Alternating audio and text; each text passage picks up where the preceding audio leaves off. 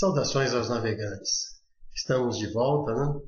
E nesse momento convém que nós façamos um breve passeio a respeito da filosofia, para que a partir desse passeio, que certamente para alguns talvez seja redundante, visto que já leram muita coisa a respeito, né? Mas para outros que porventura não tenham refletido a respeito desse tema já há algum tempo, convém que nós conversemos novamente com você a respeito dele. Isto porque, como nós veremos, o aconselhamento filosófico ele se alicerça sobremaneira na filosofia e no filosofar. Então, convém que discutamos essa origem da filosofia. Veja, eu tenho informações dos colegas que estão nesse curso que têm lido muita coisa a respeito da chamada filosofia oriental, sabedoria oriental, pensamento oriental, enfim. Bem, e por que eu digo isso? Porque atualmente se faz uma discussão muito interessante e rica a respeito das origens da filosofia. É inegável que os primeiros filósofos, né, os gregos, eles lidaram com o pensamento oriental. Pensamento oriundo da Babilônia, do Egito, enfim.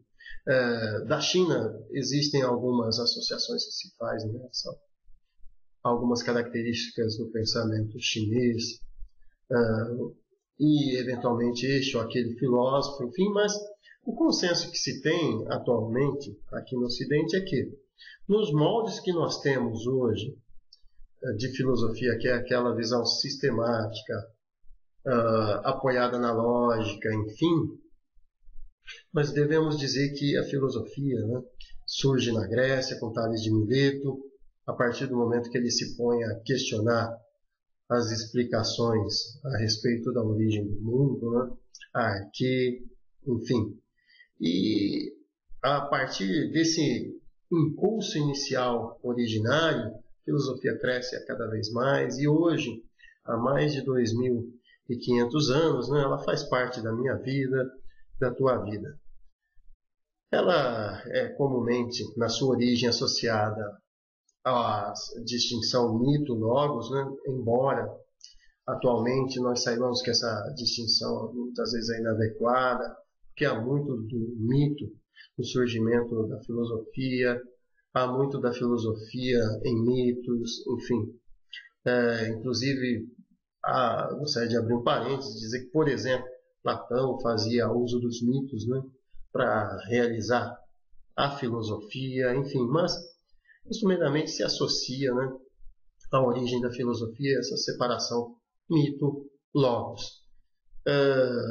Um resgate etimológico, né, convém também que nós façamos, né, a filosofia, em sua origem etimológica, nos convida a amarmos, né, termos afeição pela sofia, né, pela sabedoria. Então, o filósofo é aquele que tem, digamos, um afeto pelo saber, quer estar com o saber e busca o saber, né? A partir daí, a filosofia, ao fazer essas indagações e buscar o saber, ela se torna, ao longo do tempo, a mãe de todas as ciências, né? A mates, ou matemática, né, se separa no século III a.C., com Euclides, e aí, digamos, os matemáticos passam a fazer as investigações próprias no campo deles. Nós temos a física, meados do século XVII, com Newton, que também se origina a partir da filosofia, né, chamada filosofia da natureza, e logo depois ela ganha a imagem e o caráter de ciência própria, né? Temos também a química no século XVIII com Lavoisier, que também se assenta em sua origem na filosofia. A biologia no século XVIII com Cuvier, que surge também a partir das reflexões filosóficas. A sociologia, né? Nós costumeiramente lidamos atualmente, né, e dialogamos muito, né, com a sociologia, tem em conta o século XIX.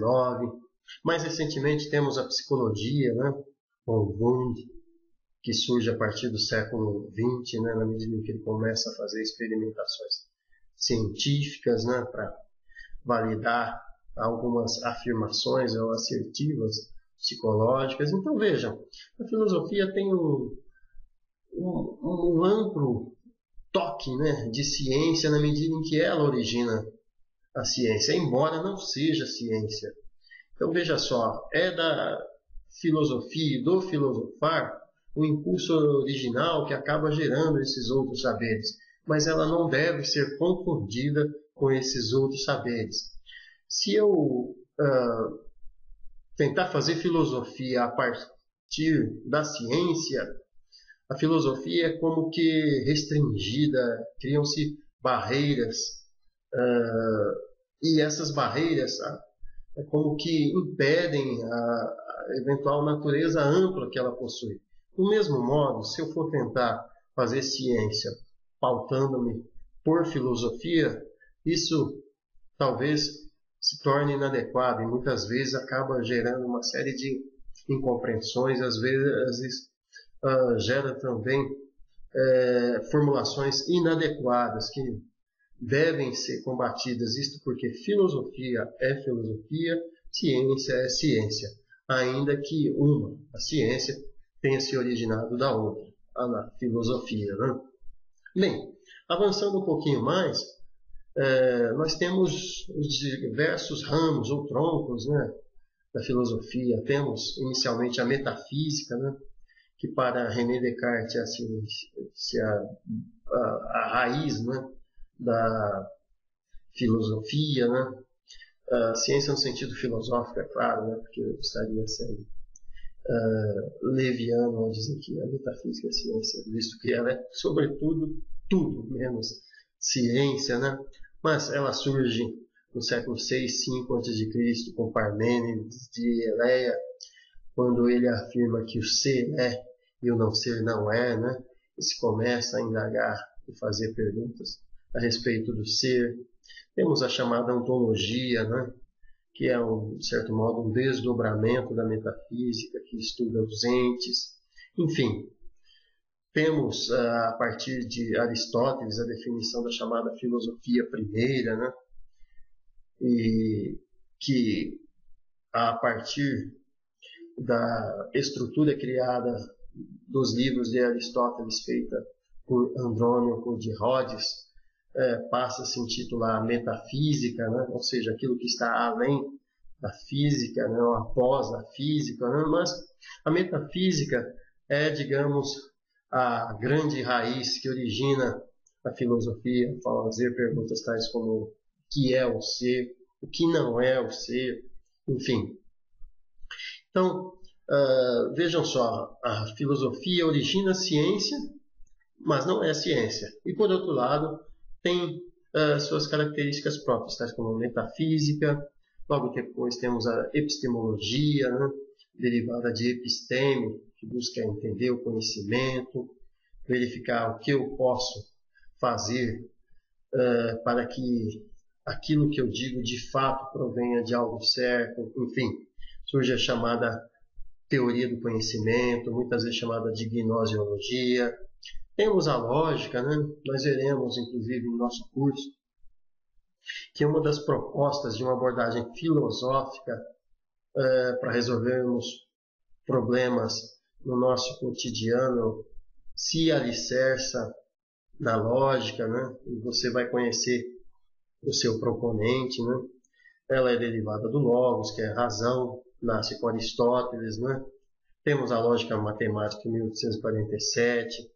Recentemente, né, temos a relação da lógica com a chamada inteligência artificial. Eu fiz questão até de inserir esse item, porque no ano passado, 2014, pela primeira vez, um teste, né, aplicado às máquinas de gerenciamento de dados computacionais, chamada inteligência artificial, passou no chamado teste de Turing, teste esse que procura verificar se uma máquina poderia conversar com alguém e ser identificado por esse alguém como sendo humano ou humana, a pessoa que está ali falando, caso eu não venha me deparar com ela fisicamente, né? E aí temos o desafio de Alan Turing vencido, né? Então a lógica está presente mais do que nunca em nosso cotidiano, ao definir aquilo que é válido ou inválido, enfim, tratarmos do verdadeiro, falso, enfim. Temos a ética, né? Vocês verão que, sobretudo nas bases filosóficas, a AF, o aconselhamento filosófico, a questão da conduta que eu devo adotar no meu dia a dia, o caráter que eu devo construir para mim mesmo, está mais do que nunca presente em nosso cotidiano, né? Ela é muitas vezes associada à filosofia moral, ou seja, uma reflexão sobre a filosofia da moralidade, mas outras correntes já dizem, né, que ela tem uma característica própria, enfim, mas a ética, vocês verão, tratará de questões tais como o bem e o mal, e o bem e o mal, quando lidamos com problemas do cotidiano, ele se apresenta a todo momento. Então, esse é um outro aspecto que estará muito presente nas nossas reflexões sobre o aconselhamento filosófico. Temos a estética, né? A questão da beleza, né? Surge o termo, a estesis, né? Tal como nós temos hoje, surge com Baumgarten, né? E nela nós vamos pensar as sensações que temos, a beleza, o que é o belo, o feio, enfim.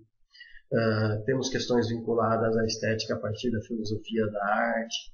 Também fazem parte do nosso cotidiano e serão crivo das reflexões da AF ou do aconselhamento filosófico, porque muitos dos problemas que eventualmente as pessoas podem divagar nas considerações a respeito da atualidade tem vinculação com o belo, sentir-se belo, a cobrança do belo, enfim, né, o que isso ocasiona no indivíduo, enfim.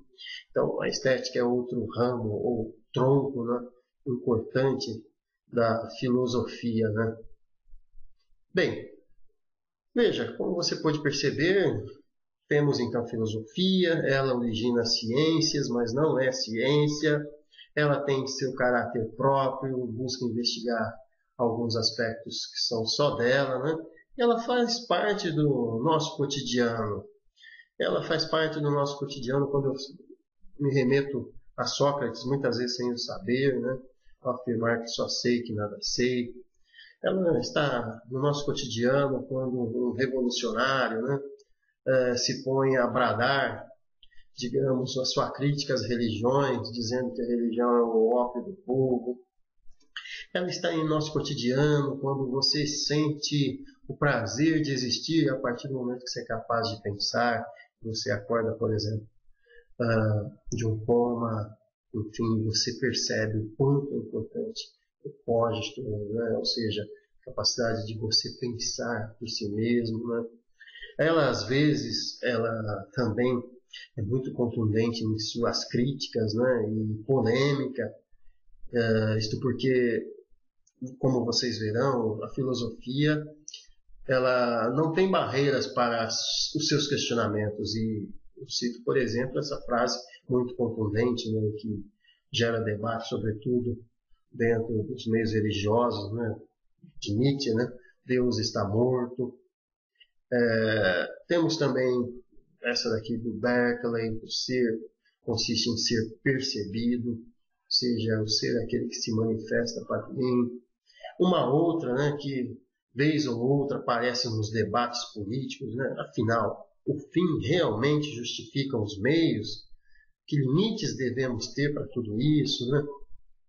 E por fim, uma frase muito importante de Kant, né? Não se pode aprender filosofia, tão só se pode aprender a filosofar.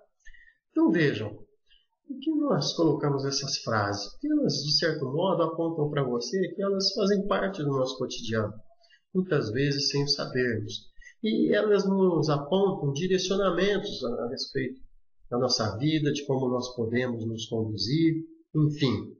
E nós pretendemos mostrar ao longo desse curso que essas frases não são vazias, são ricas de significado. E quando eu as incorporo, eu mudo a minha presença no mundo e o meu modo de agir no mundo, ou mesmo diante de mim mesmo e diante das indagações que faço. Logo, a filosofia é um elemento que pode preencher vazios, delimitar espaços, apontar caminhos, enfim, para que nós possamos ter uma vida plena, rica de potencialidades. E de certo modo, vocês verão que o aconselhamento filosófico propõe. E que, por meio do aconselhamento filosófico, sejam convidadas as pessoas, grupos, enfim, que comecem a filosofar. Não sob a tutela de alguém, mas filosofarem por si mesmos. É este o desafio de quem se propõe a fazer filosofia e divulgar filosofia, e que nós pretendemos convidar você a, por meio do aconselhamento filosófico, promover isso, né, nas pessoas e grupos que estão ao seu redor. Obrigado, até a próxima.